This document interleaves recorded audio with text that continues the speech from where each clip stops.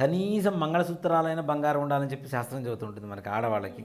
బంగారానికి ఆడవాళ్ళకు ఉండేటువంటి లింకు కూడా ఇక్కడే కలిగింది నాన్న. దేవాలయాల్లోకి వెళ్ళేటప్పుడు మగవాళ్ళు షర్టు తీసేసి వెళ్ళాలి, ఆడవాళ్ళు కనీసం మంగళసూత్రాలైన బంగారం ఉండాలి.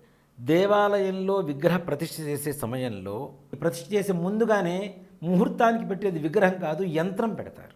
యంత్రం కింద కొన్ని కెమికల్స్ వేస్తారు నాన్న. కెమికల్ రియాక్షన్ ఏంటంటే ఒక ప్రాణశక్తిని క్రియేట్ చేస్తుంది.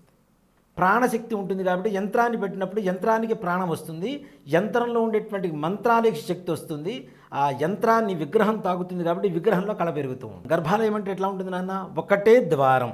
అభిషేకం చేసినప్పుడు కింద ఉన్నటువంటి యంత్రం కింద ఉన్నటువంటి కెమికల్స్ ఏవైతే ఉంటాయో వాటి రియాక్షన్ బయటకు వస్తూ ఉంటుంది. వచ్చినప్పుడు ఆ కెమికల్ రియాక్షన్లో ఉండేటువంటి పాజిటివ్ ఎనర్జీ బయటకు వస్తూ ఉంటుంది.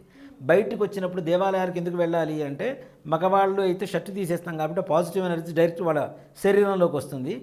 ఆడవాళ్ళకి ఎలా రావాలి, బంగారం అట్రాక్షన్ ఎక్కువగా ఉంటుంది కాబట్టి గోల్డ్కి ఆ మంగళసూత్రాలైన బంగారం ఉండాలి కాబట్టి కనీసం ఆ బంగారం వేసుకోవడం ద్వారా వాళ్ళ శరీరంలోకి ఆ దేవాలయంలో ఉండేటువంటి పాజిటివ్ ఎనర్జీ వస్తుంది. అందుకనే గుడి ఎదురుగా ధ్వజస్తంభం పెడుతూ ఉంటాం. ఈ ధ్వజస్తంభం స్వీకరించుకొని ఊళ్ళో జనాలందరికీ ఒక ట్రాన్సిస్టర్ లాగా పాజిటివ్ ఎనర్జీని పంచుతూ ఉంటుంది.